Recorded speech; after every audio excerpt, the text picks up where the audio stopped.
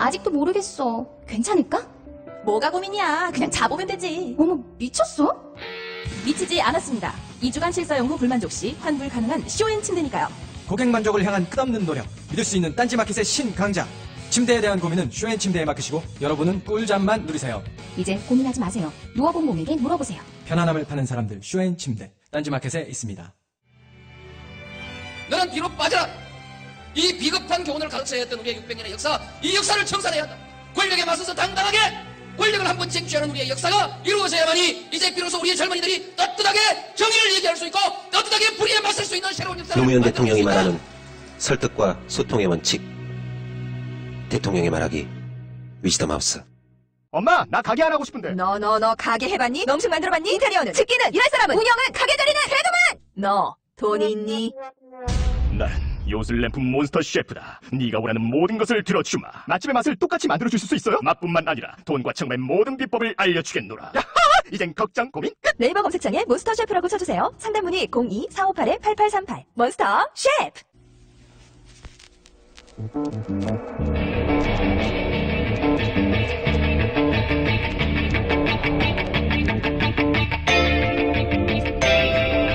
안녕하세요, 김호준입니다. 박근혜 대통령의 사촌 형부 김종필 전 국무총리가 박정희 전 대통령과 유경수 여사에 대해 어제 한 인터뷰에서 이렇게 말했습니다. 박정희 전 대통령은 약하다.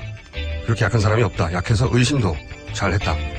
유경수 여사는 겉모습과 다르다. 남에 대한 배려가 없다. 불우한 사람 돌본다는 건 꿈인 거다. 이 인터뷰가 몰래 녹취한 거라며 논란과 반론이 있습니다만 다시 주워 담긴 늦은 것 같습니다. 최순실 사태는 이제 근대화의 아버지, 자애로운 국모라는 박정희, 유경수 신화 자체를 해체하는 지점까지 왔습니다. 당연히 인간으로 이런저런 한계가 분명히 있었을 두 사람을 반인반신이라며 유사 종교화하고 신화해서 그 신화에 기대 정치를 해왔던 세력, 그 신화 세력이 바로 지금의 최순실 사태를 만들어내고 나라를 이 지경까지 만든 진짜 배우입니다. 김호준 생각이었습니다.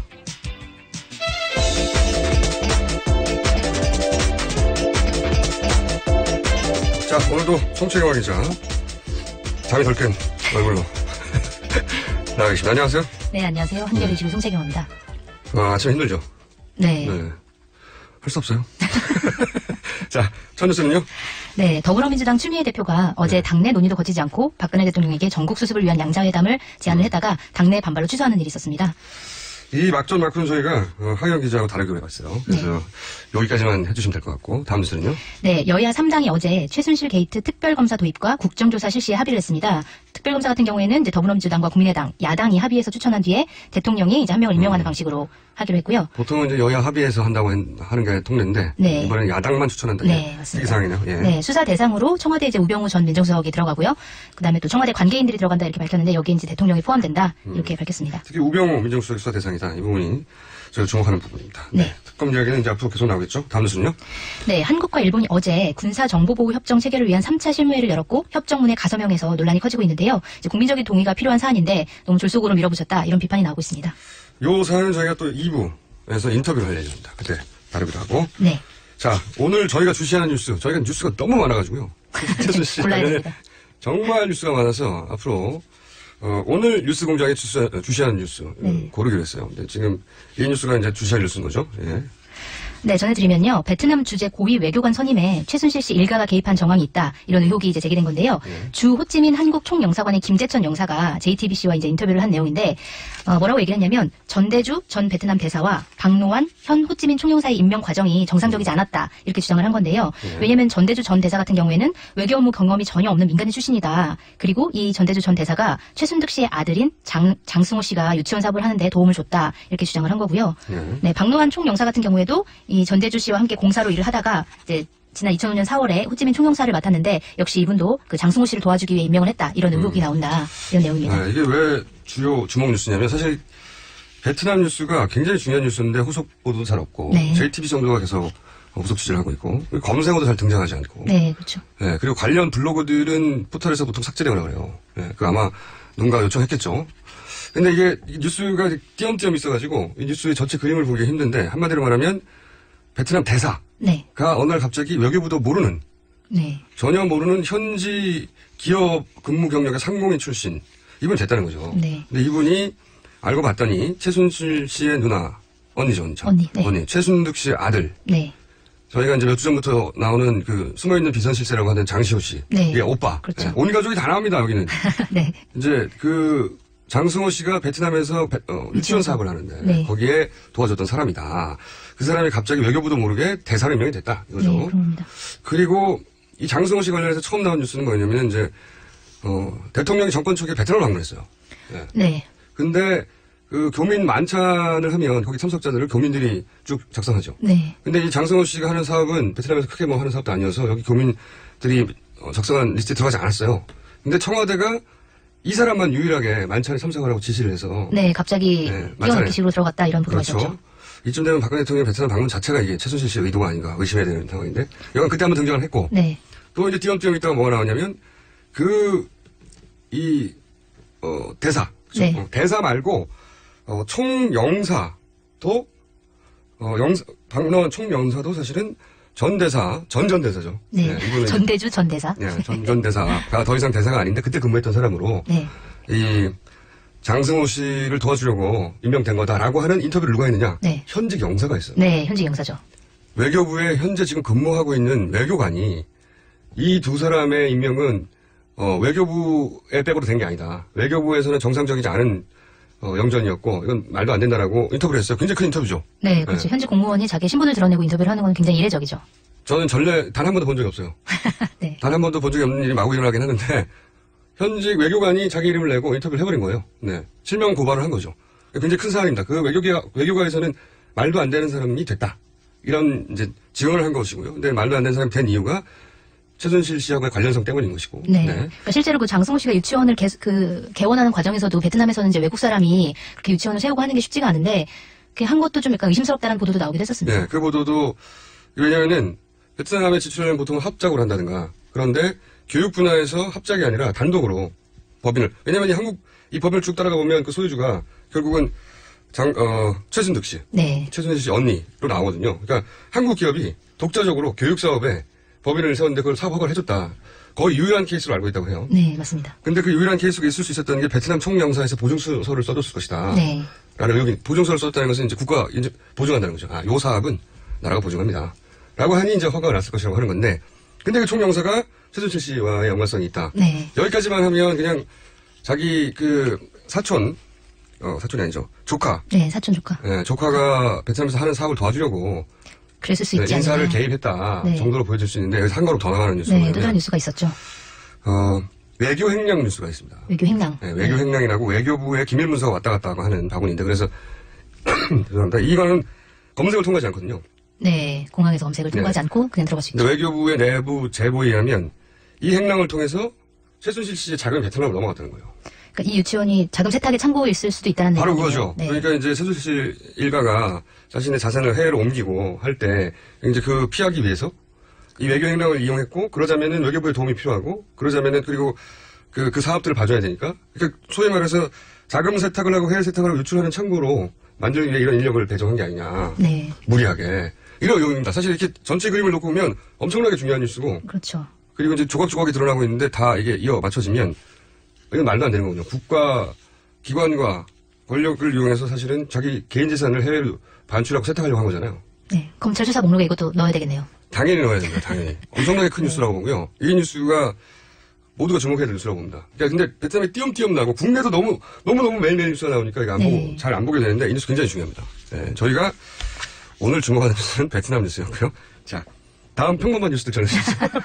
다음 뉴스도 그리 평범하진 않은데요. 네. 네, 청와대가 그 최순실 게이트가 불거진 10월 중순께 검찰 수사 등에 대응하기 위한 지침서 성격의 문서를 작성한 걸로 드러났는데요. 이 작성한 것 자체도 뭐 사실 문제가 될 수도 있지만 더 큰 문제는 이제 검찰 수사에 대비해서 증거 인멸을 하는 방법까지 제시돼 있어서 이제 논란이 더 커질 걸로 보이는데요.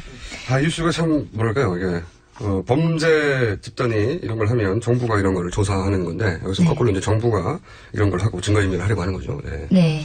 이게 이제 정호성 전 청와대 부속비서관의 휴대전화에서 이제 나온 문서인데, 미르 K스포츠재단 비선실세에 대한 검토 의견이라는 문서고요. 여기 내용을 보면은, 대통령과 두 재단, 최순실 씨는 관련이 없다고 전면 부인하라. 이런 내용이 들어있습니다. 그러니까 이제 의혹이 불거지니까 어떻게 대통령한테 처신을 해라. 이런 이제 지침이 담겨 있는 건데, 실제로 박근혜 대통령이 이제 이 문서가 작성된 뒤에 청와대 수석비서관 회의에서 처음으로 이제 재단 문제를 언급했거든요. 이렇게 언급을 했고요. 뭐 만약 어느 누구라도 재단과 관련해서 자금 유용 등 불법 행위를 저질렀다면 엄정히 처벌받을 것 이렇게 이제 밝혔습니다. 근데 이게 사실은 다 이 대형 문서에 나온 대로라는 거죠. 네, 맞습니다. 그리고 또 더 중요한 문제는 이제 검찰 수사에 대비해서 증거 인멸을 시도한 내용이 포함됐다 이런 건데 뭐 내용을 보면 휴대전화 통화 내역, 문자 메시지, 카카오톡 대화 내용 등의 보관 기간, 복권 가능 여부, 복원 가능 여부 이런 것들이 이제 쭉 써 있었고 그다음에 특히 최근에 이제 검찰 수사를 받은 롯데그룹이 어떤 프로그램을 이용해서 컴퓨터를 정리해서 증거를 없앴는지 이런 내용까지 들어있었다고 합니다. 이게 증거인멸은 굉장히 중요한 범죄예요. 네. 원래 즉시 구속 사유가 왜냐하면 조사를 해야 되는데 이거 증거인멸을 하려고 하면 더 이상 이 사람을 밖에 두면 안 된다. 그래서 네. 즉시 구속하거든요. 그러니까 사실은 피의자와 통화만 해도 재판 과정에서 불이익을 당하고요. 사전에 모의하거나 또 증거인멸을 하려고 한 시도가 아니었나? 제가 재판 많이 받아서 알지 않습니까? 전문가시군요. 서로 통화도 안 해요. 근데 이거는 말이죠. 이건 즉시 구속 사안입니다. 즉시. 네. 근데 이미 이런 이야기가 오래전에 오갔으니까 증거인멸은 다 했겠죠. 네. 네, 10월 중순에 네, 작성된 벌써 한 달 거니까요. 전 이야기고요. 근데 이게 이제 내용을 보면 이건 청와대 내에서는 민정 라인이 작성할 수밖에 없는 내용이에요. 검찰에 네. 관련된 검찰에서 복원을 하면 얼마 만에 복원할 수 있느냐 뭐 이런 이야기니까요. 네, 맞습니다. 이 민정수석실에서 작성한 걸로 추정이 되는데 그러면 이 문서를 누가 작성하라고 지시했느냐 이런 걸 따져보니까 이제 문서를 보니 지시사항에 대해 법적 검토를 해보니 말씀하신 것을 검토해보니 이런 이제 문구가 들어있어서 그러니까 박근혜 대통령이 지시를 하고 보고를 받은 거 아니냐 이런 의혹이 나오고 있습니다. 굉장히 큰 뉴스죠. 이건 범죄 집단이 하는 짓입니다. 이거를 청와대에서 대통령과 민정 라인이 이야기하고 그리고 실행에 옮기고 했다는 거는 이건 청와대 전체를 구속해야 되는 거죠, 실제. 네. 이거 좀 굴대죠. 이런 뉴스까지 다 나오네요, 이제. 참네. 짐작만 하던 거죠, 보통. 벌써 뭐 다 인멸했겠지. 짐작만 네. 하던 게 이렇게 문서로 나온 거죠. 근데 재밌는 건 이 문서가 정호성 전 비서관의 휴대전화에서 나왔다는 거. 왜 비서관이 이걸 지우지 않았을까라는 의혹이 또 나오고. 계속 나오는 거죠, 그 의혹이. 네. 사진의 형태로 있었다고 하던데. 네, 이 문서를 사진을 찍어서 휴대폰에 보관하고 있었던 거를 발견했다고 합니다. 이게 제 생각에는 그런 이유로 찍었을 것 같아요. 이 정호성 비서관을 통과해야 보고가 되거든요. 네. 문고리라고 하는 게 실제 이 양반이 하는 일 자체가 올라오는 보고 문서를 대통령에게 전달하는 마지막 관문이에요.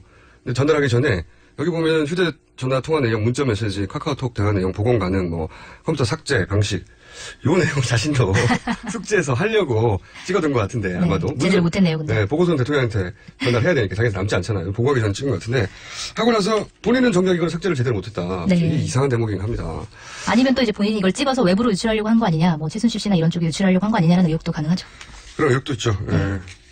자, 다음 뉴스 전해주죠. 네, 박근혜 정부가 정부 비판 언론을 노골적으로 통제하고 억압하려고 했던 사실이 이제 보도가 된 건데요. 그 TV조선이 계속적으로 이제 고 김영환 민정수석의 비방록을 보도를 하고 있는데 그 내용 가운데 하나입니다. 여기 보면 주로 이제 김기춘 당시 대통령 비서실장의 지시 내용이 나오는데 언론 비판, 그러니까 정부 비판 언론에 대해서는 고소고발 등 불이익을 가하고 호의적인 보도에 대해서는 포상을 하라 뭐 이런 식의 이제 내용이 들어있고 또 정윤회 문건을 보도한 세계일보 같은 경우에는 압수수색과 세무조사를 하도록 하고 또 박근혜 대통령에 대해서 세습 정치라고 표현한 종편 채널에 대해서는 방송통신심의위원회에 제소하고 프로그램을 아예 폐지시키기도 하는 그런 내용이 담겨져 있습니다. 워딩들이 인상적이더라고요, 제가 보면은. 네, 그 김기춘 이제 비서실장의 수석회의 발언을 보면 그 비판 언론에 대해서 일방적 지적 비판을 그대로 두면 안 된다. 뭐 언론 중재의 고소 고발 및 손해배상 청구 등 상응하는 불이익이 가해지도록 철저하게 대응하라. 뭐 이런 워딩이 있고 또 박근혜 대통령 발언도 써 있는데 뭐 본때를 보여야 된다. 열성과 근성으로 발본색원하라. 이런 내용들이 담겨 있다고 합니다. 이런 단어들은 과거 80년대 보통 간첩을 대상으로 쓰던 내용이에요. 발본색원하라든지 이런 네. 거요. 근데 비판하는 언론을 그렇게 바라보는 거죠. 네.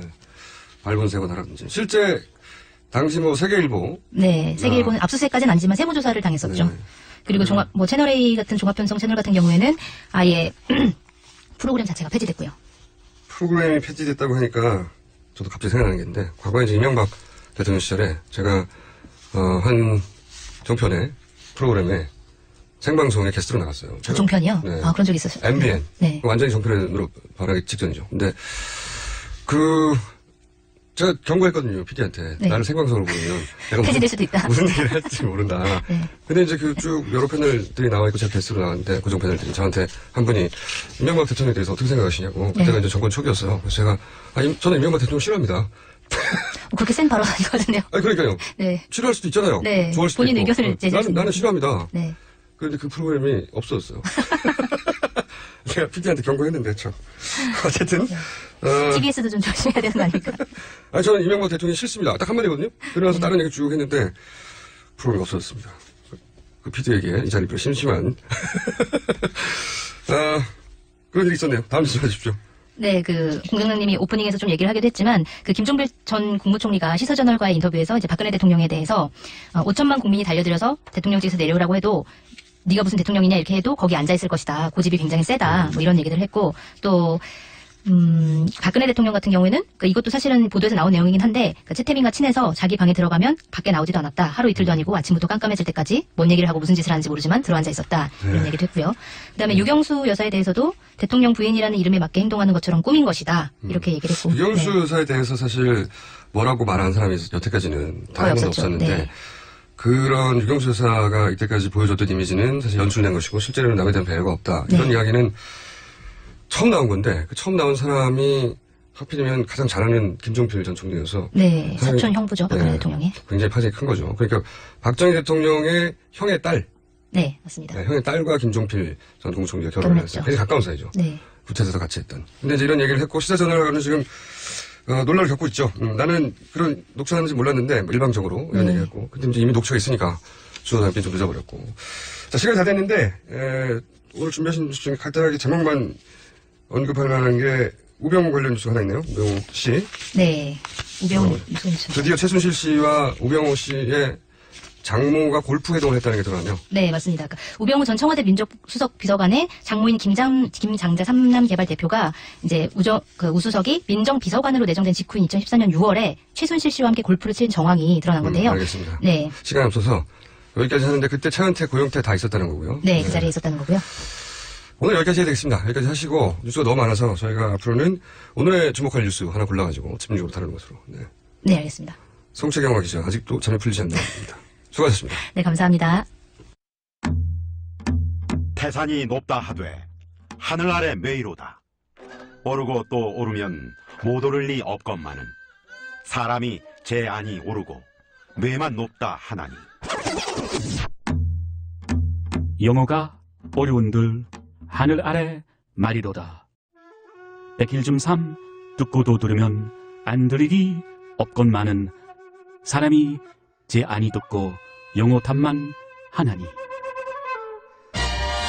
한국 최고의 외국어 라디오 방송 TBS EFM 101.3 Korea's #1 foreign language station, TBS EFM 101.3.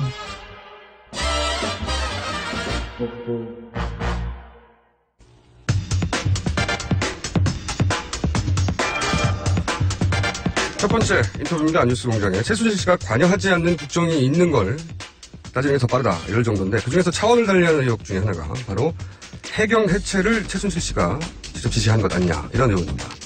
이 문제를 처음 제기한 송영길 의원 더불어민주당에 전화 연결됐습니다. 안녕하세요. 네, 안녕하십니까. 최순실 게이트 대정부 질의에서 이런 말씀하셨어요. 해경 해체가 최순실의 작품이다. 이거 어떤 근거에서 그런 주장하십니까? 네, 아시다시피 2014년 4.16 세월호 참사가 일어나고 나서 5월 13일 날 국무회의가 있었습니다. 그 국무회의 때 세월호 참사 사후 대책을 논의했는데 논의 과정에서 해경 해체 문제가 나온 적이 없고 그 이후에 5월 17일 날 청와대 측으로부터 해경 개혁 방안에 대한 준비 이런 이야기가 나와서 해경 자체에서 개혁안을 준비하고 있었는데 바로 그 다음날 5월 19일 날 해경 해체라는 대통령 담화가 발표가 된 거죠. 그러니까 청와대에서 이틀 전까지만 하더라도 해경에 개혁안을 준비해라.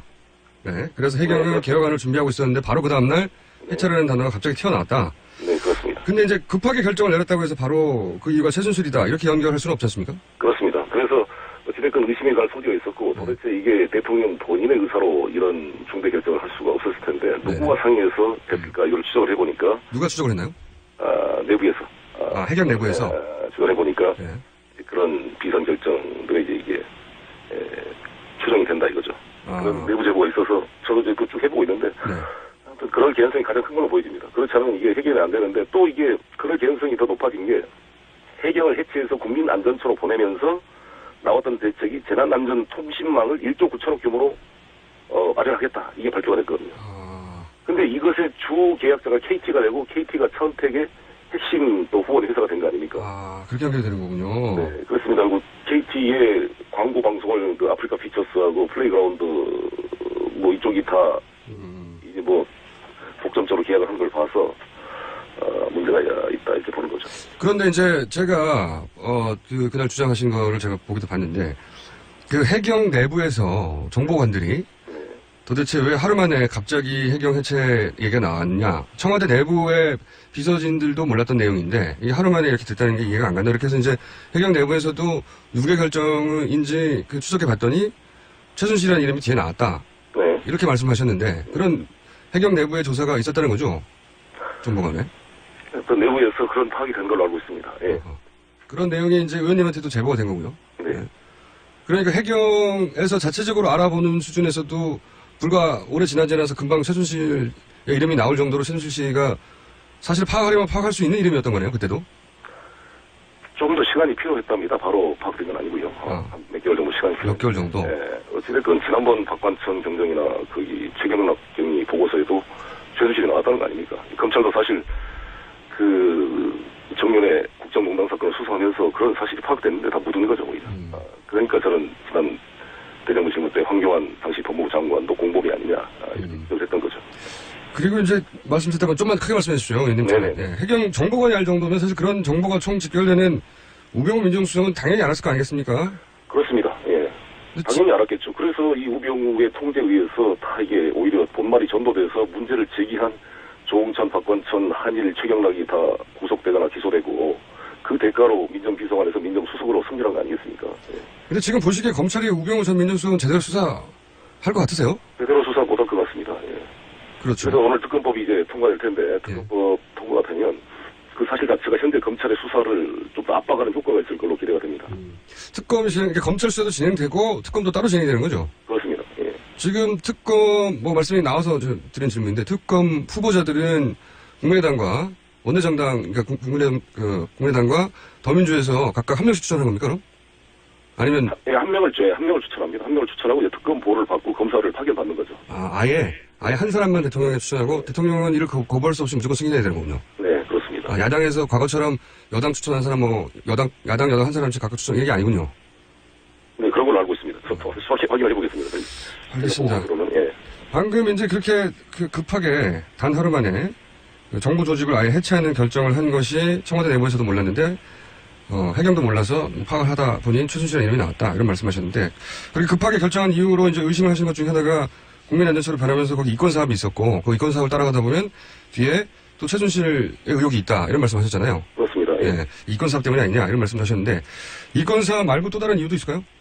그게 저 7시간 그 대통령 책임 회피라고 저는 강하게 의심을 하는 거죠. 왜냐하면 사실 세월호 핵심은 7시간 동안 대통령께서 국가의 모든 수단을 동원해서 그 우리 시민들 구조 작업에 집중을 했어야 되는데 전혀 대통령께서 그런 활동을 한 흔적이 안 보이고 청와대에 있었다고 지금 비서들은 주장을 하는데 청와대에 계셨다고 한다면 뭐 보고를 받은 걸로 쭉 청와대가 발표를 했습니다만 이렇게 사태 파악을 못하고 5시 15분에서 나타나가지고서 뭐 아이들이 안전조끼 입고 있는데 왜 구하기 어렵냐 찾기가 어렵냐 이런 말씀을 했다는 것은 전혀 사정을 몰랐다는 것을 반영하기 때문에 이 책임을 회피하기 위해서 해경했다가 해경에 대한 분노가 컸잖아요 우리 국민들도. 저도 해경이 바보처럼 123 경비정이 가서 선 위에다 둬가지고 그 선실로 밧줄을 넣든지 뭘 깨든지 유리창이라도 깨주고 뭐 빨리 나오라고 방송이라고 했었는데 너무 무능하게 대처했거든요. 그래서 이 해경에 대한 분노를 이용해서 대통령의 책임을 해경에 떠넘긴 것이다. 저는 이렇게 생각합니다. 해경 해체라고 하는 충격요법으로 뭐 7시에 대한 국민적 의혹이나 이런 걸 다 무마시키려고 했다. 그런 의도도 있었다. 당연히 그렇게 해석된다고 생각합니다. 지금 해경 해체는 새누리당도 반대하고 지금 이제 중국 불법으로가 이렇게 판을 치니까 해경 부활론이 다 나오고 있거든요. 사실 제가 보더라도 이 중대한 11,000명 20개가 되는 경찰서가 있는 이 큰 조직을 둘로 쪼개가지고 수사 정보 기능을 육경으로 보내버리고 경비 안전 기능을 국민 안전처로 갖다 놓으니까 사실 중국 어선 불법으로가 판을 치게 이게 방치가 된 거죠. 알겠습니다. 그때 사실 해경 해체라고 하는 그 조치는 아무도 예상도 못했고 그리고 말들이 굉장히 많았죠. 이거 어떻게 해경을 해체하는 말이냐. 굉장히 말들이 많아서 이유가 뭔지 아무도 알 수가 없었는데 지금 보면 7시간 된 의혹이나 이권 사업이 아니겠냐고 이제 그치 최순실 의혹이 있다 이런 말씀하시는 거고요. 특검 수사가 진행되면 이것도 같이 밝혀질 걸로 저는 생각합니다. 알겠습니다. 그런데 이제 해경 해체 뒤에 최순실 씨가 있다는 의혹이 어느 정도 합리적 추론의 결과라면 사실은 정상적인 정도로 말도 안 되는 추정인데 이제 지금 최순실 씨가 해왔던 일을 보면 그럴 법도 하다는 그런 추정이 드는 건데 관련해서 역시 뭐 정상 정부에서는 뭐 말도 안 되는 일이라고 일축할 얘기를 했는데 개성공단이 폐쇄되고 또 뭐 통합진보당이 해체되고 하는 뒤에도 최순실 씨가 있다는 주장 정황 이런 이야기들이 나오기 시작하지 않습니까? 어떻게 보세요 이런 부분들은?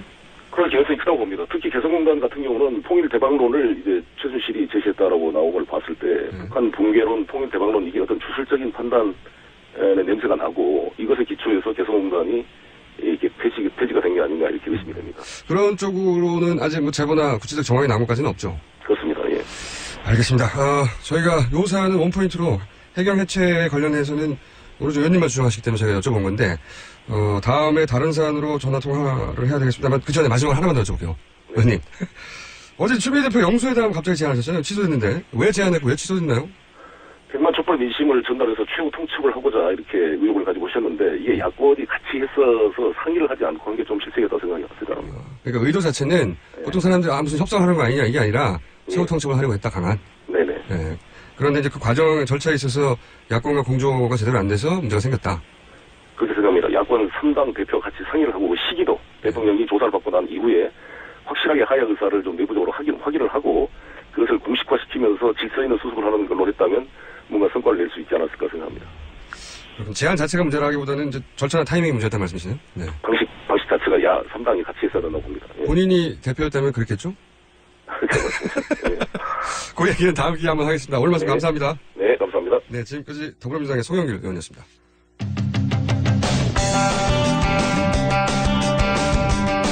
자, 이번에는 한일 군사정보보호협정에 대한 얘기를 해볼 겁니다. 네. 반대론이 비등하고 지금 우리가 이런 협정을 맺을 시국이냐 누구나 그렇게 생각하고 있는데 결국은 가서명이 됐습니다. 국방부 장관을 탄핵하겠다고까지 했는데도 역시 강행처리가 됐는데 그리고 일본 정부도 한국 정부가 왜 이렇게까지 서두르는지 모른다는 말이 모르겠습니다. 그것도 연출인지 모르겠습니다만 그런 반응까지 나오고 왜 정부가 이걸 이렇게 물어붙일지 저희가 일본 현지에 있는 전문가 한 분을 섭외했습니다. 게이센 여원대 국제사회학과 이영채 교수님 전화 연결해서 이 내용 좀 짚어보겠습니다. 안녕하세요, 교수님. 네, 안녕하세요. 네. 이 사안을 짚어줄 국내 전문가가 사실 그렇게 많지 않아요. 그래서 저희가 찾다가 마침 일본에서 국제사회학을 전문하신 교수님 저희 찾아서 반가운데 우선 한일 군사정보협정이 뭔지부터 간단하게 설명해 주시죠. 예, 그 한일 군사정보협정은 우리가 그 지소미아라고 대충 이렇게 이야기를 하는데요. 네. 그 양국이 이 군사정보를 서로 주고받을 때 네. 이 제공받은 그 수령국이죠. 그 수령국은 이 정보 보호를 하기 위해서 원칙과 절차를 정해야 되는 거고, 즉 자기 나라에서 이 지켜지는 법률과 똑같은 형태로 이 법을 상대방에도 요구하는 겁니다. 미국과 일본에도 이 정보협정이 맺어졌고 미국의 내부 법에 해당하는 형태로 일본에게도 정보를 지키라고 강요하고 있는 거죠. 저희도 알겠지만 한국과 일본은 2012년에 이명박 정부 때 밀실 협정을 하다가 취소돼서 근데 이번에 급하게 지금 이 가서명까지 가고 있네요. 그때 2012년도 기억나는데 이명박 정부 말기에 이거를 극비리에 추진하다가 이제 이게 사실상 들켜서 중단이 됐죠 그때. 예. 중단된 기억이 있는데 지금 거의 한 4년 만에 또 갑자기 추진하고 이번에는 아예 가서명까지 해버렸어요. 그런데 이제 지금 말씀하신 대로 이 정보 협약, 군사정보보호 협약의 내용이라는 게 서로 군사정보를 주고받을 때, 자기 나라, 다른 나라에서도 우리나라에서 유지됐던 기밀 정도를 유지해달라, 이런 거 아닙니까? 그러죠? 예, 그렇죠. 내용이란 게. 그리고 이제 구체적인 내용을 보면 방위와 관련한 모든 정보더라고요. 구두, 영상, 전자, 자기, 문서, 장비, 기술. 그야말로 모든 형태의 정보를 주는 거 아닙니까?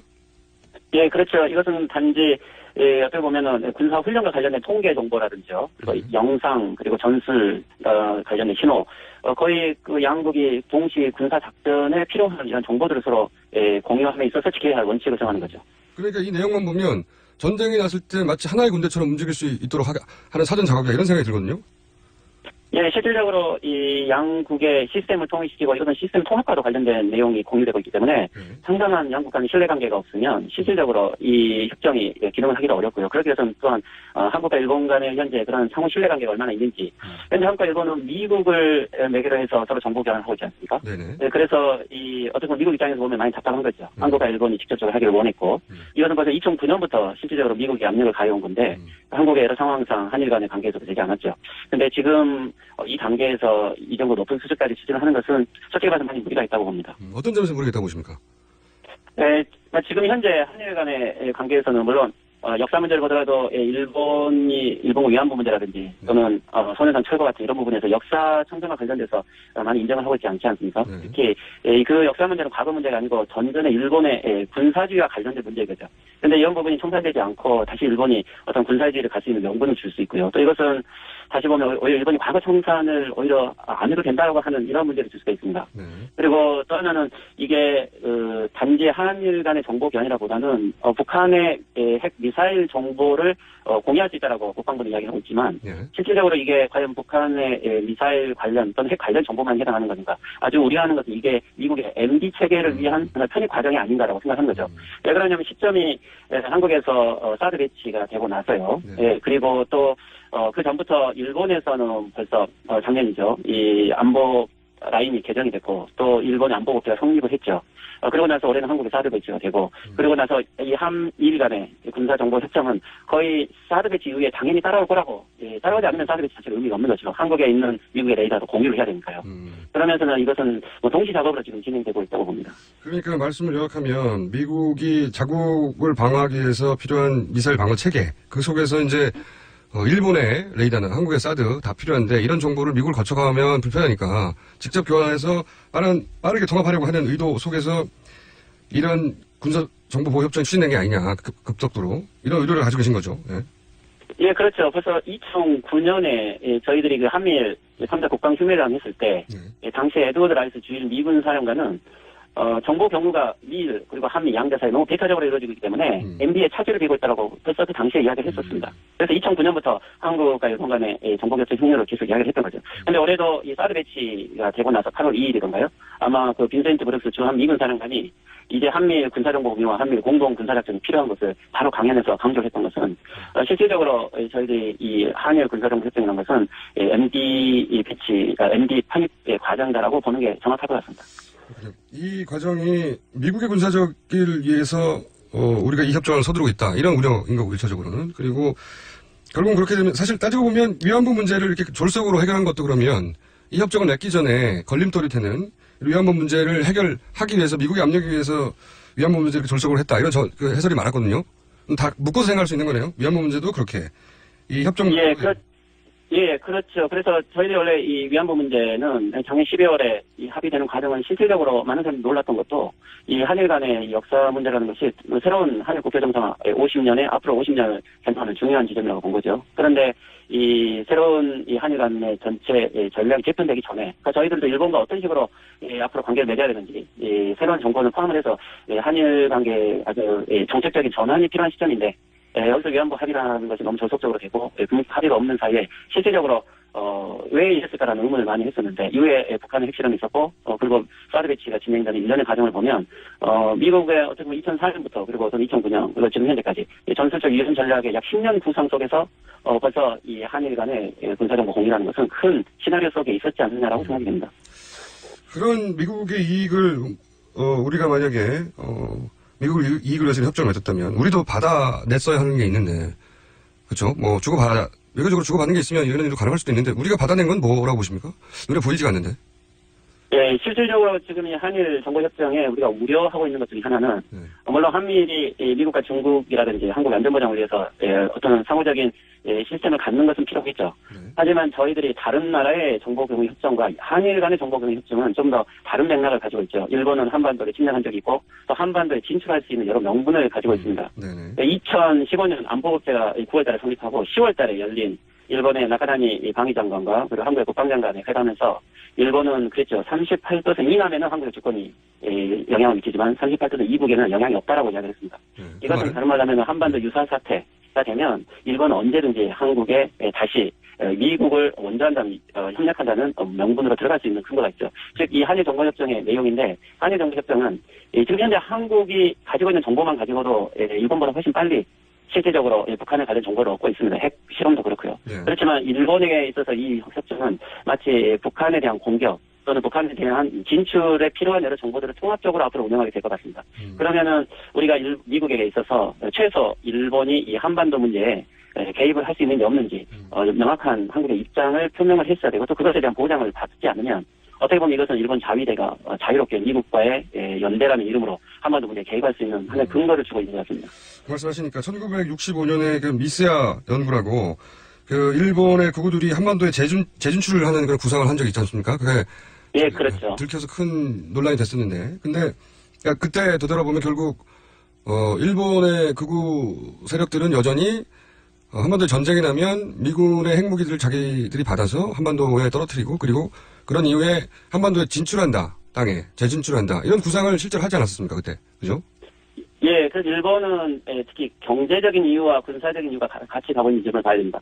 한국전쟁 이후에 일본이 경제 성장을 한 거죠. 52년 이후에요. 네. 전쟁의 특수가 있었습니다. 60년대는 일본이 고도 경제 성장을 이뤄가기 직전인데 63년에 말씀하신 미쯔야, 즉 세계의 화살이죠. 네. 세계의 화살 작전 계획이라는 것은 당시에 국방장관이 고이즈미 준야는 그러니까 이전에 고이즈미 준이죠 수상의 아버님인데 그렇죠. 이분이 국방장관일 때 이 계획이 폭로가 됐죠.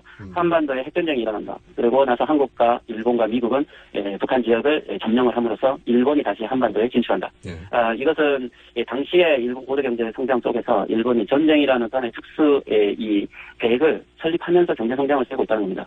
지금 현재 TPP 이야기가 나오지만 TPP는 단지 경제 협정이 아니죠. 전략적인 협정이라고 벌써 명문이 가수화되어 있습니다.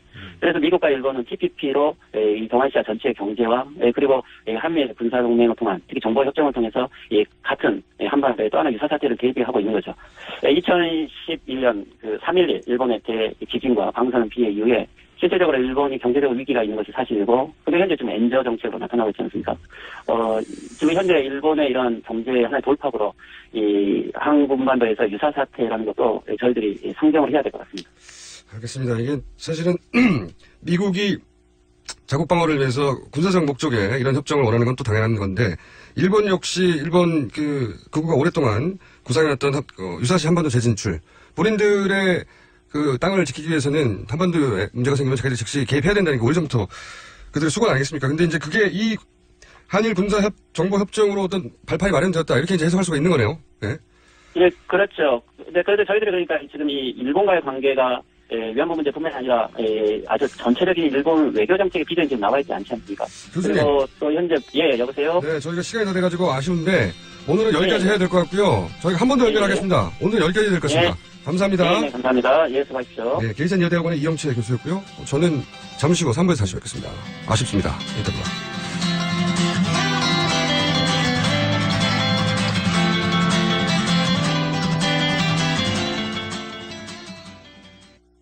어머니 또 감기 드셨어? 사들인 온열 매트가 몸에 잘 안 맞으신가? 네, 거기서 주무시고 아침에 일어나면 몸이 많이 찌뿌둥하시대요. 기력도 없으시고. 결국 전자파 문제가 큰 것 같네. 가만, 우리 회사 김대리가 요번에 온열 침대를 샀는데 유지비도 저렴하고 밑에 열선이 없어 전자파가 아예 지루하던데? 정말요? 침대 이름이 뭐래요? 김대리가 구매한 침대는 다존 군불 침대입니다. 기분 좋은 따뜻함 군불침대. 구매 문의는 0222453531 0222453531. 야, 이 부장! 네가 부장이면 땅이야! 뭐? 저 인간 저거 쟤 오늘도 술술 풀리고 안 먹고 회식하냐? 내일도 신체 상태로 출근하겠구만. 아유. 고려 생활건강 술술 풀리고 음주전 한포가 당신을 지켜드립니다. 특허받은 천연 유래 성분 숙취 해소제 술술 풀리고를 은하계 최저가로 딴지마켓에서 만나보세요.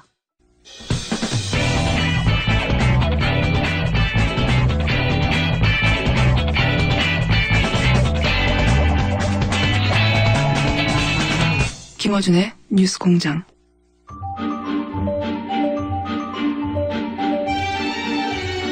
네, 저희가 2부에서 급하게 인터뷰를 완전히 마무리 못한 게이센 여대학원의 여학원대 국제사회학과 이영채 교수와는 다시 한번 저희가 인터뷰 연결하기로 하겠고요. 이 시간은 하영 기자, 뉴스에 나오지 않는 진짜 뉴스를 알려드립니다. 엎드려서 하영 기자 나오셨습니다. 안녕하세요. 네, 안녕하세요. 황길의 하영입니다. 네, 오늘 저희가 나오지 않는, 뉴스에는 나오지 않는 진짜 뉴스. 네. 요 사안은 영수회담에 관련된 막전 마크를 한번 다뤄볼까 하는데. 네. 예. 지금 언론에서는 이제 여하간 추미애 대표가 사고를 쳤다. 예. 이렇게 이제 요약되는 정도의. 네, 리더십에 상처를 입었다라는 표현보다 사고를 쳤다라는 표현이 더 정확한 것 같네요. 그게 일단 일반적인 인식인 것 같고. 예. 그리고 보도도 그렇게 되고 있고. 네. 근데 사실은 좀 두세 걸음 더 들어가 보면 이 그림을 이해하는 전체 판을 언론에서는 짚어주지 않는 것 같아요. 맞습니다. 네, 그래서 이 판을 이해하려면 왜 이런 결정이 나왔냐, 그리고 왜 막혔냐, 그리고 이 과정에서 결국 누가 좋아하냐, 실제로는 누가 혜택을 입은 건 수혜를 받은 거냐, 누가 왜 이거에 대해서 방해를 한 거고 화를 낸 거냐, 뭐 이런 얘기를 하다 보면 전체 그림이 읽히게 되는데 추미애 대표가 한 행위 결과만 가지고 따지면 이걸 읽을 수가 없어요, 그죠? 그렇죠. 네, 그래서 오늘은 하영 기자가 평상시에 큰 쓸모가 없는데 이렇게 막전 마크에 있었던 일을 의견을 듣고 전화해가지고 물어보고 굉장히 쓸모가 있거든요. 어젯밤부터 오늘 아침까지 전화를 돌렸는데요. 결과적으로 말씀드리면 오늘 언급할 만한 그 정치인들 쪽 정치인들조차도 사실은 정리가 좀 안 되는 상황이긴 해요. 예. 근데 저도 이제 날카로운 정세 분석가로서 예. 이 사안을 보면 우선 야당 공조 3당 네. 이게 깨졌다는 데서 기본적으로 이제 사람들이 화도 내고 당황도 하고 했는데 근데 이제 그러면 야당 공조가 다 3당의 뜻을 같이 하고 완전하게 보조를 맞추느냐 이게 또 그게 아니라는 그렇죠, 거거든요. 네, 그걸 또 읽어야 된다. 그러면 지금까지 누가 주도해 왔는지 그리고 지금 판은 누구에게 유리한지를 좀 들여다봐야 하는데 먼저 그것부터 읽어봐야 되는 예. 거죠. 사실상 박지원 이렇게 이름부터 꺼내기 시작하나요? 네. 한광욱 비서실장이 등장하면서부터는 네. 말하자면 한광욱 비서실장 지금 박근혜 정부 청와대와 대화할 수 있는 사람 유일한 채널. 예. 그리고 지금 현재의 새누리당과 대화할 수 있는 사람 박지원 비대위원장이자 원내대표 두 개를 동시에 정당 사상 유일하게 가진 예. 이분이 한광욱 청와대 채널 그렇죠. 한광욱 비서실장 친구입니다. 친구. 예. 오랜 세월 친구였고. 막역하다 봐야죠. 네. 그리고 새누리당 비박계 하고 라인도 확실한 거고요. 확실하죠. 예. 그러니까 양쪽 야당 말고 여당 내 청와대와 여당 내 채널을 동시에 풀 가동할 수 있는 유일한 인물이 이제 박지원 대표죠. 그러니까 본인이 가지고 있는 세력에 비해서도 굉장히 자기가 움직일 수 있는 영역을 넓혀놓은 상태죠. 지금은 그러니까 야권 내 혹은 여당의 비박계 포함하여 예. 이 전국의 한가운데에서 주도권을 행사하는 분이 박지원 대표. 주도권이라기보다 또 다르게 좀 표현하자면 본인 스스로가 메신저가 돼서 여기저기서 활약할 수 있는 뭐 그런 올라운드 플레이어? 운신의 폭이 다른 분들은 다 좁은데 예. 이분은 사방팔방으로 지금. 그 본인이 대부분 다 해본 거거든요. 비서실장도 해보고요. 네. 다 친구가 한 사람이고 네. 어떻게 돌아가는지도 알고. 그다음에 야당의 이쪽 여당에서 전화할 때가 이분이에요. 1번으로 전화할 때가. 예. 그리고 실제로 추미애 대표 쪽 지금 가장 가까운 사람 중에 하나로 알려져 있는, 그러니까 그게 이제 보통 공식적인 라인들은 뭐 비서실 라인이라든가 아니면 전략기획 라인 이렇게 이야기를 하는데 지금 현재 특보단이 존재하거든요. 그 특보 단장은 김민석입니다. 김민석 전 의원인데 김민석 전 의원하고도 뭐 다 아는 거죠, 다. 다 아는 겁니다. 지금. 그 어떻게 판이 돌아가고 있는지 사이드로 소식을 다 알 수 있는 분인데 이 제안에 추미애 대표 제안에 가장 화를 낸 분이에요. 심지어 어제는 박근혜 대통령과 다를 바 없다. 네. 뭐 이렇게 이야기를 한 거면 최근에 우리가 흔히 이야기할 수 있는 가장 심한 표현으로 그렇죠. 상대방을 공격한 겁니다. 식물이라고 말한 거군요. 그렇죠. 당신은 그러니까 이게 잘 보셔야 되는 게 이제 물론 추미애 대표의 제안에 대해서 당황하거나 또는 야당 공조를 깬 거 아닌가 표면적으로 또는 뭐 당 내에서도 불만이 많았다. 또는 종편에서도 엄청난 공격을 했고 그리고 청와대에서 반가워하니까 이거는 추미애 대표 실수한 거다라고만 읽으면 안 된다는 거죠. 기본적으로. 이게 이 판에서 보면 야당에서 이제 이렇게 어쨌든 정의당과 민주당과 그다음에 국민의당이 있는데 이 의원 숫자로 보면 민주당이 그렇죠. 주도해야 할 것만 같은데 실제 판은 박지원 원내대표가 원하는 방향으로 가고 있는 듯한 느낌이 야당 공조 내에서 있는 거죠. 실제로 지난 100만 명이 모였던 그 촛불을 보면서 제 일당으로서 어떤 역할을 해야 하는지에 대해서 지난 주말에 굉장히 많은 논의들이 있었던 건 사실이에요. 그 중에 하나가 단독으로 영수회담을 열자라고 이야기를 했는데 그런 아이디어도 있었다고 저도 예. 그런데 이게 공식적으로 논의가 됐느냐 사실 그건 아니고요. 그런 측면에서 좀 비판이 있는 건 사실입니다. 절차의 문제나 내부 동의의 문제나 이런 문제는 있어요. 분명히 있는데 기본적으로 읽을 때 박지원 원내대표가 당연히 본인의 당 국민의당이 가장 유리하도록 이 판을 끌고 가고 싶은 거 아닙니까? 그렇죠. 그건 뭐 너무 당연한 것이고 국민의당 입장에서는 지금 새누리당 내에서 이제 소위 비박계나 친박도 물러나라고 하는 사람들 그 사람들과 어떻게 이렇게 같이 연대해가지고 나중에 예를 들면 탈당하는 사람들은 이삭죽기도 좀 하고 농부의 마음으로 이삭죽기도 좀 하면서 그런 다음에 이제 계속 나왔던 제3지대로 가고 몸집을 키우고 내각제 개헌으로 가고 그런 다음에 이제 안철수 대표와 그쪽에서 떨궈져 나온 인물들과 이렇게 경선도 한다든지 판을 키우는데 절호의 찬스가 온 거죠. 그렇다고 본다면 추미애 대표는 지금 현재 그 야권 전체가 이 촛불과 결합되고 있지 않다. 화학적 결합이 되고 있지 않다는 비판이 있는 상황에서 한 발 늦다. 그렇죠. 단기적 퇴진론에서 가장 마지막 단계를 넘어설 만한 어떤 허들이 필요했거든요. 그렇게 본다고 한다면 본인이 제시할 수 있는 가장 강력한 카드를 던진 셈이죠. 제가 알기로는 이제 또 많은 분들이 걱정했던 게 혹시 추미애 대표가 가가지고 박근혜 대통령 이 코너에 물린 박근혜 대통령에게 살 길 열어주는 거 아니냐. 뭐 이선 후퇴라든가. 지금 국민들의 절반 이상이 과반 이상이 사실은 즉각 퇴진이나 혹은 뭐 탄핵까지 심지어 탄핵 이야기는 새누리당에서도 나오는데 여기서 가가지고 이선 퇴진이라든가 그러니까 이제 박근혜 대통령이 운신의 폭을 만들어주는 거 아니냐. 이런 우려가 있어가지고 이 제안에 대해서 이제 비판하는 분들도 있어요. 그렇죠. 저 혹시 실수하는 거 아니야 이렇게. 그러니까 역풍 맞는데 전화가는. 그 분위기를 보면은요. 겉으로 드러나기에는 허약한 리더십이다. 이렇게 말씀하시는 분들도 있겠지만, 좀 전화를 좀 돌려보니까, 허약한 리더십 이면에는 그만큼, 어제 이제 의원총회에서 드러나긴 했는데, 의원들이 갖고 있는 어떤 불안감. 그거는 저런 불안감도 있는 것 같아요. 공포심. 그러니까 우리, 그 민주당이 그 민주당 소속 의원들 입장에서는 네. 우리 민주당이 여기서 자칫 잘못하면 다 떠내려간다 같이 그런 공포심이 있는 거죠. 그렇죠. 그러니까 말하자면 실수만 안 하면 30%는 유지할 수 있는데 자칫 우리가 다 뒤집어 쓸 수 있다라고 이야기를 하는 거죠. 그래서 지금 한 발씩 듣고 있는 거고요. 그런 또 다른 이면을 또 들여다보자면 그래서 본인들이 그런 공포심이나 불안감이 있으니까 리더십을 또 믿지 못하는 그러니까 이게 상승작용이 있었던 거죠. 그러니까 이게 그래서 좀 정리를 해보자면 저는 이제 근데 실제로 추미애 대표가 가서 하고자 했던 말은 나중에 이제 드러난 걸 보면 가서 즉각 하야를 요구하려고 했다는 거예요. 그러니까 말 그대로 단계적 퇴진론의 마지막 단계를 밟으려고 그렇죠. 했었던 그러니까 그렇죠. 테러를 열어주려고 했던 게 아니라 본인의 의사는 제1당 야당의 대표로 가가지고 지금 박지원 원내대표가 주도하는 이 판. 근데 그 판은 국민의당에만 유리한 판이란 말이죠. 그렇죠. 예. 그러니까 야권 전체가 결합해서 이게 상승작용을 이렇게 하는 게 그게 맞는 뭐 원칙적으로 맞으니까요. 예. 그러니까 박지원 위원장이 주도하는 저 판에서 본인이 이제 제1당의 대표로 들어가서 즉각 하야라고 하는 카드를 던짐으로 해서 주도권을 민주당 중심으로 가져오고 싶었던 거죠. 본인 그렇죠. 욕심은. 네. 그러니까 본인 욕심은 본인의 그 구상은 사실은 일반적으로 관측하며 우려했던 전망하고 전혀 다른 정반대 방향인 거예요. 최강수를 던지려고 했던 거예요. 네.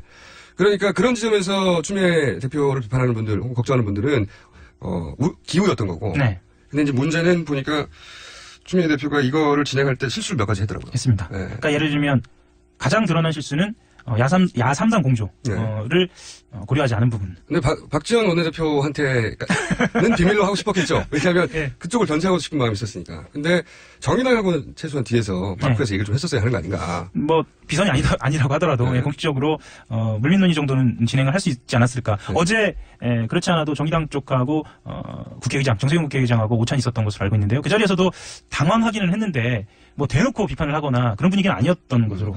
사실 제가 알기로는 이 두 여성 대표가 통화도 하는 사이라고 알고 있는데 사전에 살짝 논의를 했으면 훨씬 힘을 받았을 것이고. 그렇죠. 국민의당이 반대하더라도 정의당하고는 정의당 입장에서는 필요하다고 생각한다. 뭐 기대한다 정도는 아니지만 이렇게 백업을 해줬으면 모르겠는데 양쪽에서 공격을 하니까 첫 번째 실수가 그거였던 거고. 두 번째 실수는 이제 당 내에서도 뭐 최고위를 한다든가 이렇게 이제 공감대를 좀 만들었으면 좋았을 텐데. 실제로 지금 최고위원들을 고려를 하자면 지금 이런 논의를 할 만한 본인의 자기 스스로에 대한 믿음이랄까요? 이런 게 없지 않았을까 좀 생각을 좀. 그런 것도 있고 이런 것도 있는 것 같아요. 워낙 박지원 원내대표가 가지고 있는 정보력이요. 이게 깜짝이어야 효과가 극대화되고 그렇죠. 누가 막지 못하는 거거든요. 그러니까 추미애 대표 입장에서는 본인이 제1당의 대표로서 이 정도는 던질 수 있다. 라고 생각을 했고 그것을 이리저리 논의하다 보면 또 말리는 사람이 생기고 또는 정부가 빠져나가서 힘을 잃는다 이렇게 생각한 것도 같아요. 그렇죠. 실제로 박지원 비대위원장 같은 경우에는 청와대보다 청와대 일정을 먼저 공지한다든지 정보를 입수해서요. 최근에 민주당보다 민주당의 입장을 먼저 기자들한테 알린다든지 이런 놀라운 일들을 지금 하고 있기 때문에 박지원 대표가 지금 그런 일을 하고 있습니다. 실제로 언론에 많이 알려져 있지는 않지만 기자들끼리는 잘 알고 있습니다. 무슨 일정을 박지원 원내대표한테 물어보면 먼저 아는 다 알아요. 청와대가 뭐 할지, 민주당이 뭐 할지 다 알아요. 새누리당이 뭐 할지 알아요. 그래서 말씀하셨던 것처럼 지금 판은 어쨌거나 박지원 원내대표 국민의당 쪽으로 겉보기에는 좀 기우는 모양새여서 아니 겉보기에는 아니고 뒤에서는 그래서 추미애 대표는 사실은 거기에 제동을 걸고 민주당 중심으로 이 판을 끌고 가고 싶은 욕심 작용했다. 그리고 실제로 안정적으로 볼 때도 야권에는 그런 안정적인 리더십, 이제 앞으로 이 상황을 전개하고 또 종국에 수습해 나가는 데 있어서 어떤 책임의식일 수도 있죠. 좋게 본다면 그래서 저는 저 개인적으로는 이 제안 자체는 나쁘지 않다고 생각해요. 왜냐하면 각 당의 입장에서 자기 당의 이익을 극대화하고 동시에 그게 이 전국과 주파수를 맞추는 거면 국민들이 원하는 것과 대통령 만나서 즉각 하야하시라고 더 이상의 옵션은 없다고 제안을 던지는 건 일당으로도 충분히 할 수 있는 일이거든요. 할 수 있는 일이죠. 할 수 있는 일이고 국면을 맺어지 않는 여기서부터는 더 이상 다른 협상은 없습니다. 의미 있거든요. 근데 이제 여기에 온갖 걱정들 추미애 대표 실수하는 거 아니냐. 길을 열어주는 거 아니냐. 왜냐면 너무 정보가 없으니까요. 그렇죠. 그리고 불안감. 이러다가 역풍 맞는 거 아니냐고 하는 야권 지지자들 거의 10여 년에 가까운 야권만 했던 지지자들의 불안감도 여기 더해졌고. 의원들도 똑같아요. 그렇죠. 특히나 의원들이 더 심했던 것 같아요. 그러니까요. 왜냐하면 민주당 자체가 한 발 두 발 늦었거든요. 그렇죠. 그래서 자전 결과적으로 이 원내 연석회의에서 의원 회의에서 긴급 회의에서 사실은 추인해주고 추미애 대표한테 한 번 기회를 줬어야 된다고 봅니다. 그러니까 의원총회의 결정으로 당대표의 결정을 뒤집는 것. 그게 이제 당론이라고 얘기하죠. 근데 사실 생각을 해보면 사실 의원총회에서의 의원들은 국민이 선출한 권력이고 당대표는 사실 당원이 선출한 권력이기 때문에 반드시 일치한다고 보이진 않거든요. 그리고 의원총회를 기자들이 보면은 주로 강경한 발언을 하는 사람들이 많이 등장을 합니다. 그 강경한 발언을 하는 분들이 또 자세히 보면 말이죠. 박지원 대표 가까운 분들이에요. 이것도 읽어야 됩니다. 이 판을 읽을 때, 추미애 대표 사고 쳤네. 이렇게만 읽으면 안 된다는 거죠. 이게.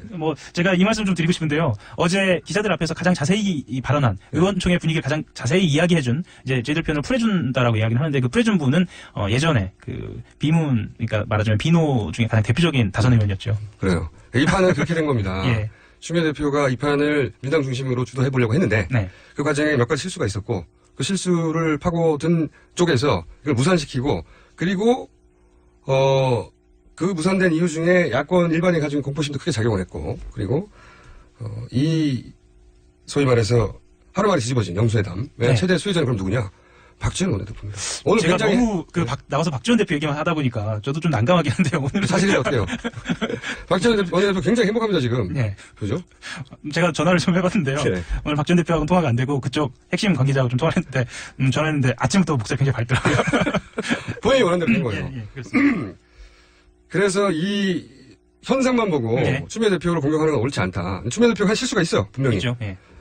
사전 정지 작업을 잘 못했고 네. 그리고 당내 의원들로부터도 강력한 지지를 받지 못했고 그리고 본인의 뜻을 관철시킬 만한 발언자들을 앞에 내세우지 못했고 네. 그 총이라는 게 그 앞에 나서서 발언하는 사람들 분위기 따라가잖아요. 그렇죠. 네.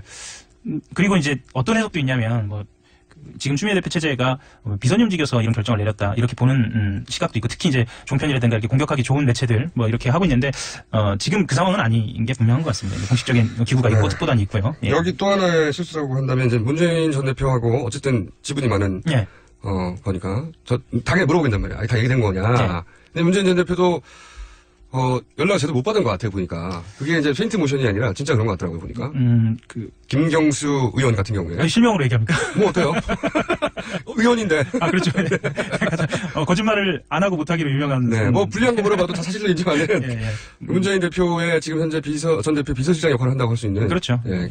김경수 의원이 처음 듣는다고. 예. 대변인 격이죠. 예. 예. 처음 든다고 하고. 하지만 또, 이 단독의 영수회담을 기획하는 건 또 친문그룹 아니냐라는 이야기도 있고 이래서 정말 급하게 좀 이루어진 결정인 건 맞는 것 같습니다. 예. 촛불 집회 보고 예. 여기서 민주당이 또 한 발 더 늦게 가면 안 된다. 네. 한 발 앞서가자고 하는 본인의 결정이 있었던 것 같고 예. 한 발 앞서가는 게 그냥 하야가 아니라 즉각 하야. 제가 듣기로는 결국 하려고 했던 말은 그거였다고 해요. 즉각 하야라고. 예. 굉장히 민주당으로서는 대표로서 가장 강한 공격이란 말이죠. 그렇죠. 사실 어쨌든 영수회담이 이루어진 다음에 그런 메시지가 나왔으면 거꾸로 반전됐을 거예요. 그렇죠. 네, 민주당 주도로. 근데 이걸 주저앉힌 것은 공포심도 있고 그리고 그 공포심은 민주당 혹은 야당 지지자 일반의 공포심도 있고 의원들 공포심도 있고. 그렇죠. 네, 이러다가 격풍 맞는다. 네, 그리고 추미애 대표가 중간에 이제 이걸 주도해서 일을 꾸미는 데 있어서 절차를 좀 생략하거나 깜빡하거나 했던. 그러니까 민주당의 현주소를 좀 보는 거죠. 예. 네. 제대로 리더십이 서 있지 못했던 것을 지금 30%의 지지로 버텨내지 못한 거죠. 네. 이게 그래서 단순히 현재 민주당과 국민의당 지지율만 본다든가. 네. 그러면 당연히 민주당이 주도하겠거니라고 한다거나 또는 그렇게 보면 안 된다는 거예요. 네. 그거 아시잖아요. 제가 몇 명 실명이 나온 다음에 지금 당황을 해가지고. 아니, 저도 전화해봤거든요. 네. 어떻게 된 거냐고. 물어봤더니 이렇게 된 거더라고요. 네. 여하간 이 판을 읽을 때 그래서 박지원이라고 하는 정치인을 빼놓고 이 판을 지금 이해할 수가 없다 이거죠. 네, 그렇죠. 네. 그리고 지금 현재 언론으로 드러나는 것보다 훨씬 더 정치공학적으로 움직이고 있는 측면이 있다. 예. 네. 그렇게 생각하면 또 새누리당이 일부 비박에서 네. 탄핵을 주장하는 것도 갑자기 탄핵을 확 몰고 나왔거든요. 네. 본인들이 직접. 이것도 자세히 봐야 됩니다. 그렇죠. 네, 탄핵은 오래 걸리고요. 심지어는 거의 1년 가까이 걸리고요. 그러면 대통령 임기가 거의 끝나기도 하고요. 그렇죠. 로드맵이라는 것을 주도적으로 짜기 어려운 판이 이제 등장을 하는 거죠. 네. 예. 탄핵으로 가게 되면 탄핵을 주도하는 사람은 법사위원장이 되는데 법사위원장이 새누리당 그렇죠. 권성동 의원입니다. 권성동 의원은 아주 대표적으로 네. 그 모든 현안, 특히 이제 국정원 댓글이라든가 사이버사 댓글이라든가 여러 가지 현안에서 그 새누리당이나 박근혜 정부를 옹호한 네. 그걸로 아주 유명한. 길게 느려서 없애버린 듯. 예. 길게 느려서 국민의 관심이 사라지게 하는데 예. 아주 듣기가 유능한 분이고요. 예. 그래서 이제 하야 아니면 탄핵인데 둘 다 이게 쉬운 옵션이 아닌 거죠. 그렇죠. 대통령은 법적으로 하야하지 않겠다고 하면 대통령의 권한 정지하는 법적 근거가 아무것도 없어요. 그리고 실제로 어제 김종필 전 총리 인터뷰도 나왔지만 지금 민주당 의원들 사이에서 그 공포심 중에 하나는 절대로 박근혜 대통령은 자기 신의 거취를 지금 하야라든가 아니면 절대 안 하죠. 예, 하지 않을 것이다라는 그런 생각도 좀 있는 것이죠. 그렇기 때문에 저는 더더욱이 추미애 대표가 네. 즉각 하야라고 하는 메시지를 일당 야당 대표로 던질 수 있도록 열어줬어야 되는데 네. 그걸 막은 사람들은 많아요. 그렇죠. 예. 박지원 원내대표의 그 화려한 플레이만으로 된 게 아니고요. 네. 야당 지지자 일반이 가진 불안감도 공포심도 작용한 겁니다. 그렇죠. 그러니까 추미애 대표만 욕먹을 일은 아니다 이게 기본적으로. 예, 예. 예. 불통이 아니라 보완을 지키려고 했던 것도 있는 거군요. 왜냐하면 본인보다 먼저 하니까. 그렇죠. 본인이 이런 발표를 하기 전에 네. 사실 이게 나갔으면 박지원 원내대표가 당장 튀어나와서 민주당에서 야당 공조를 깨고 영수회담을 제안하려고 하는 것 같은데. 그렇죠. 본인의 페이스북, SNS 모든 걸 동원하고 기자회견, 기자 간담회 미리 모든 공조했겠죠. 그렇죠. 네. 네. 뭐 당연히 왜 지금 이정현 대표가 문자 보내고 살짝 보여줘서 다 붕괴시켜버리지 않습니까? 그쪽의 의도를. 기가 막히죠. 그런 플레이는. 네. 그런 플레이는 굉장히 능한 분이라서. 그러니까 겉으로 들어가면 보지 마시고. 네. 추미애 원내대표 실수는 하였으나 그 의도는 그리고 그 한수는 필요했던 한수라고 저는 개인적으로 평가합니다. 지금 여론은 그렇진 않은데. 지금 여론은 그렇지 않죠. 당연히. 예. 하지만 본인이 그걸 결국은 되게 하는 것도 본인의 정치적 능력이거든요. 그렇죠. 예. 아마 문재인 대표 이야기를 좀 하셨지만 문재인 대표 쪽에서는 당권의 길, 그러니까 당의 길은 당이 결정하도록 하는 이런 원칙론 좀 답답하죠. 그건 원래 그래요. 예. 그런 원칙론을 지켰다고 볼 수도 있을 것 같습니다. 그러니까 제가 보기에는 추미애 대표가 한수를 던졌는데 그 한수를 끝까지 뭐랄까요 관철시키기에는 본인의 정치 역량이나 환경이 부족했다. 예. 냉정하게 말해서 본인이 견딜 수 없는 한수를 던져버린 거죠. 예. 관철시킬 수 없는. 조금 더 기다렸으면 어땠을까라는 판단도 내부적으로는 좀 있습니다. 알겠습니다. 예. 이것 때문에 박근혜 대통령에 대한 평가가 바뀌지는 않습니다. 예. 대세에는 지장이 없을 거라고. 근데 이게 소재가 나온 거죠. 예. 여당에서 동경할 소재, 야권끼리는 분열을 시킬 소재. 그러니까 정치 혐오를 좀 불러일으킬 수 있는 소재도 되고요. 네. 예. 그리고 이제 그 책임은 모두 추미애 대표한테 가겠죠. 예. 본인이 잘못했든 잘했든 간에. 어쩔 수 없어요. 예. 정치인이 자기 수에 대해서 책임져야 되니까. 오늘 여기까지 할까요? 네. 큰 도움이 됐나 모르겠네요. 여전히 부족했던 것 같습니다. 앞으로는 좀 더 많은 실명을 거론하는 모습. 예. 알겠습니다. 지금까지 하영 기자였습니다. 감사합니다. 감사합니다.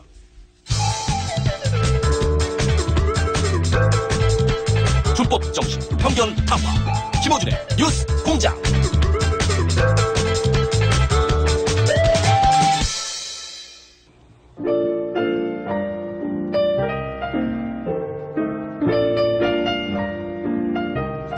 자, 불친절한 AS 센터입니다. 대구 경북에서 뉴스 공장 듣는 분입니다. 여기는 0591 번호 쓰시는 분인데 대구 경북입니다. 역시 방송이 재밌네요. 아침마다 서울시내 교통상황 잘 듣고 있습니다. 이런 분들 제가 많다고 들었어요. 쓸데없이 서울시내 지리를 막 익히기 시작한 지방분들은 써먹을 때가 있겠죠 뭐. 그리고 한일 군사협약을 두고 정부가 지금 하고 있는 일을 지하에 이순신 장관님께서 하신다면 통과하실 일입니다.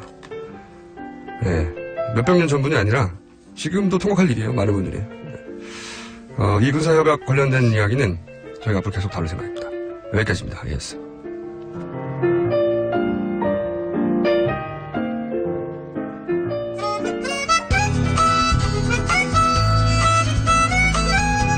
자, 조성주가 간다. TBS 사장님 제일 개인적으로 좋아하는 코로 제가 알고 있습니다. 무슨 사연인지 어떤 이유인지 모르겠는데 개인적인 애는 없습니다.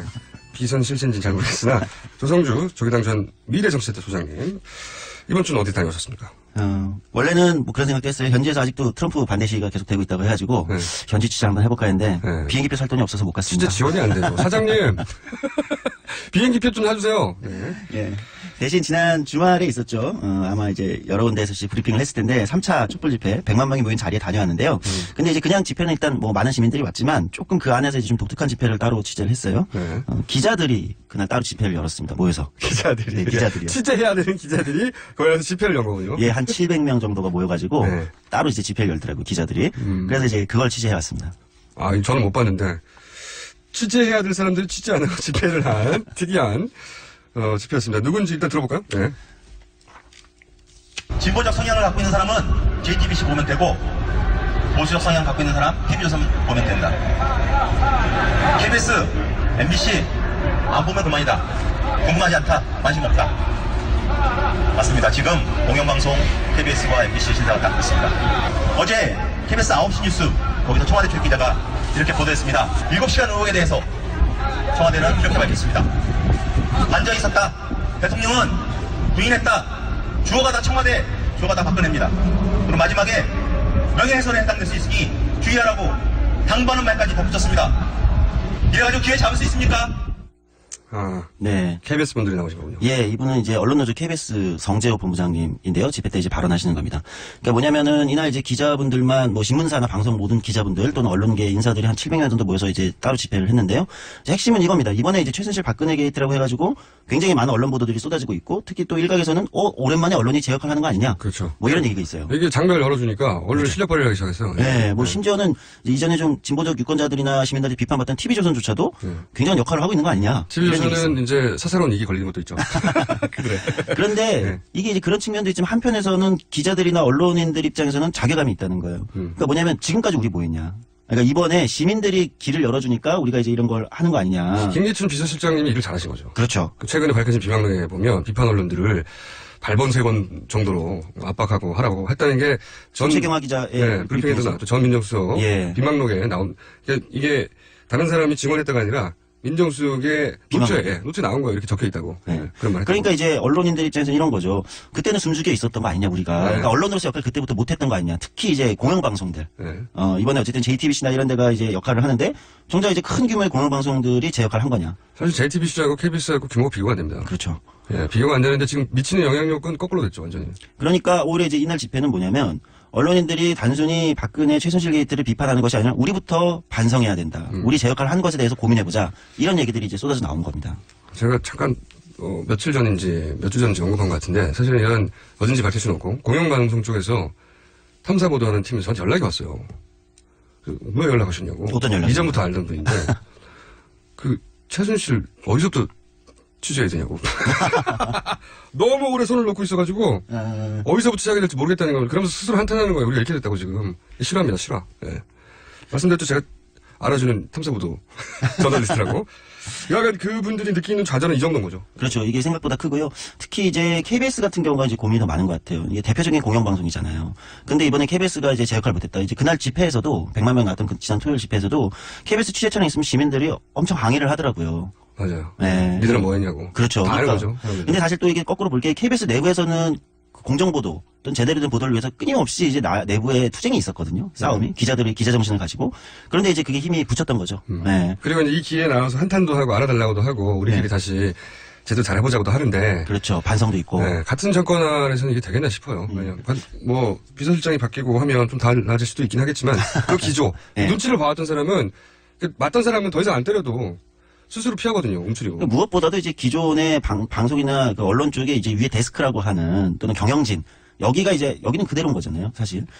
그래서 이제 KBS의 이제 내부 얘기를 한번 들어봤습니다. 어떤 느낌을 갖고 있는지 KBS 이제 언론노조의 오태훈 부위원장님 이야기 한번 들어보시죠. 마음속에 울분들은 다들 가지고 있어요. 취재를 해서 올리면 방송 잘 안 나가고 커팅되고 저희들조차도 KBS 뉴스를 볼 마음이 없죠. 그리고 참담하죠. 지난 이명박 박근혜 정권 때부터 3번의 파업을 해요, 저희가.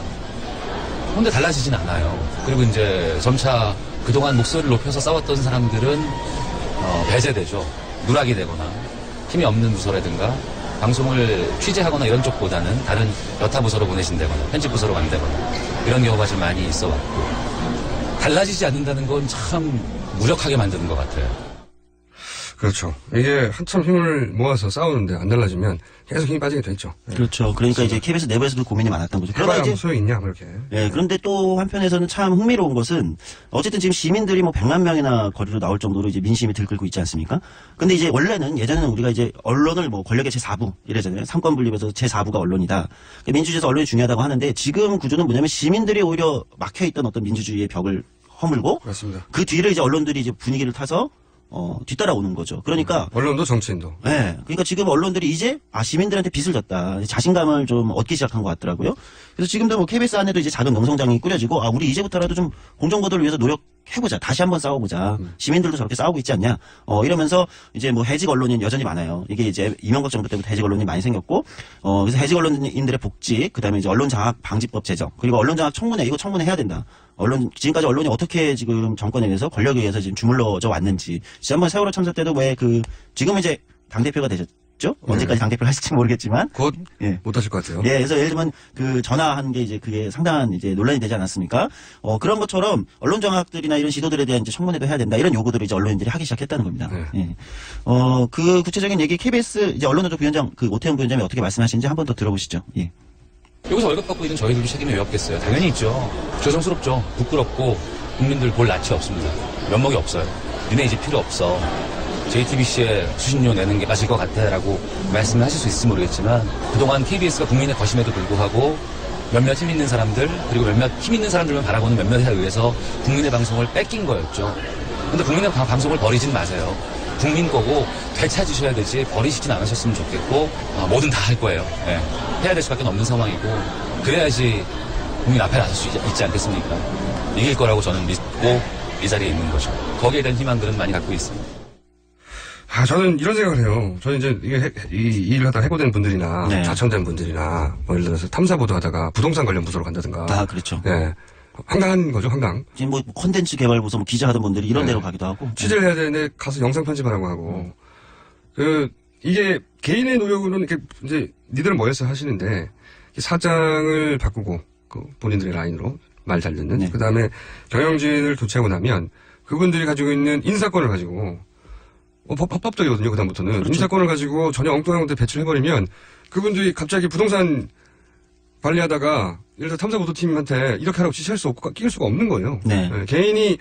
개인한테 니들은 말했어. 이렇게 하면 이분들이 가슴 아픈 일이지만, 가슴 아파하겠지만 실제로는 해결되는 일이 아닌 거죠, 전혀. 그렇죠. 네. 그러니까 오히려 지금 우리 시민들도 이제 뭐 언론에 이제 또는 특정 언론 방송들에 이제 화가 나는 마음도 이해는 하지만 사실은 MBC나 KBS나 또는 다른 방송이나 신문들도 내부에서 이제 파업도 여러 번 했고 여러 가지 일들이 있었단 말이죠. 그러다가 이제 이게 결국은 힘에 밀려서 대부분 밀려나면서 다 좌천되고 심지어 해고되고 이런 일들이 계속 일어났던 거거든요. 이제라도 지금 정치권이나 또는 시민들도 마찬가지인데요. 언론의 어떤 공정성이나 언론의 독립성 문제, 내부 구성원들의 문제 제기에 좀 더 귀를 기울일 때가 됐다고 봐야죠. 그러니까요. 이게 기본적으로 KBS, MBC 이렇게 두리뭉실하게 얘기하지 말고 그렇죠. 예, 경영진 누구누구 혹은 공영방송을 망친 주범 누구누구 그렇죠. 특정해서 얘기를 해야 되고요. 네, 그래서 지금 이제 KBS 같은 경우도 언론노조 이제 KBS 본부는 이제 1일부터 이제 최순실 씨 보도 그리고 관련해서 이제 고대영 KBS 사장의 신임을 묻는 절차에 노조가 들어갔고요.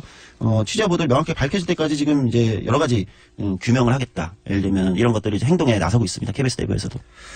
네. 자, 하나 더 들어볼까요? 예, 언론노조 김한균 위원장님 집회 때 이제 여러 가지 그 이야기를 해주셨는데요. 한번 발언 들어보시죠. 최후에 보도해야 할 언론이 또 한몸뚱이가 되어버렸습니다.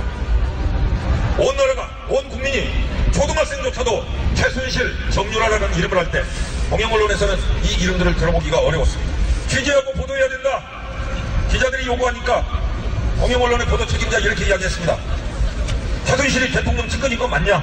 야당의 정체 공세일 뿐이다. 지금도 틈만 나면 물타기하고 본질을 흐리려 하고 있습니다.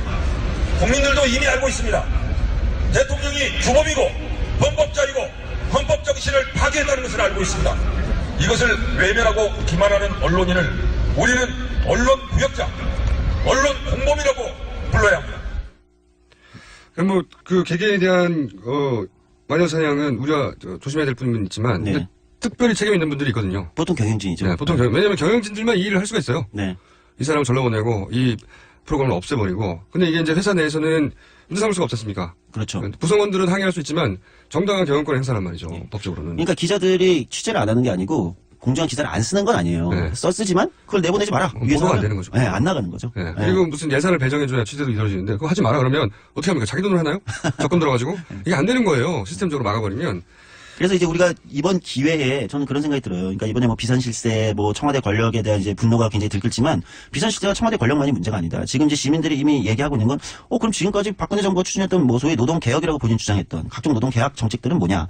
언론은 도대체 지금까지 우리가 어떻게 된 거냐. 이게 지금 우리 민주주의 맞냐. 이런 이제 문제의식이 다들 가지기 시작한 거죠. 있는 그대로 그러니까 더도 덜도 말고 있는 그대로만 이런 문제가 있다고 보도해 줬어도 사실은 여기까지는 오지 않았다. 이런 생각이 또 있는 거죠. 국민들한테도. 그렇죠. 왜냐하면 일반 국민들이 이런 걸 어떻게 취합니까? 그거 하라고 언론한테 특권을 준 거거든요. 일반인들은 갈 수 없는 청와대도 들어가고 막 검찰에도 들어가고 그런 특권을 받은 이유는 나는 모르지만 니네들이 그걸 찾아서 알려줘. 그러면 우리가 국민들이 너한테 권한을 위임할게. 이렇게 됐는데 그걸 안 한 거죠. 그렇죠. 그것을 권력이 눌러버린 거죠.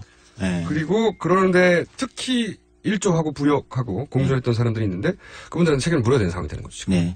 과연 이렇게 될지. 네, 우리가 더 많이 지켜보고 이번에 언론들이 한국에서 제대로 바로 설 수 있을지에 대해서 한번 고민해봐야 될 것 같습니다. 자, 오늘 여기까지 하겠고요. 예, 조만간 미국 출장비가 나오지 않겠는가. 그리고 이번에 취재하는데 저 말고도 그 오경순 리포터님이 굉장히 많이 고생해 주셨어요. 이동이 힘들었을 텐데. 예, 여러 가지로. 예. 500m 가는데 1시간 걸리는데. 그렇기도 하고.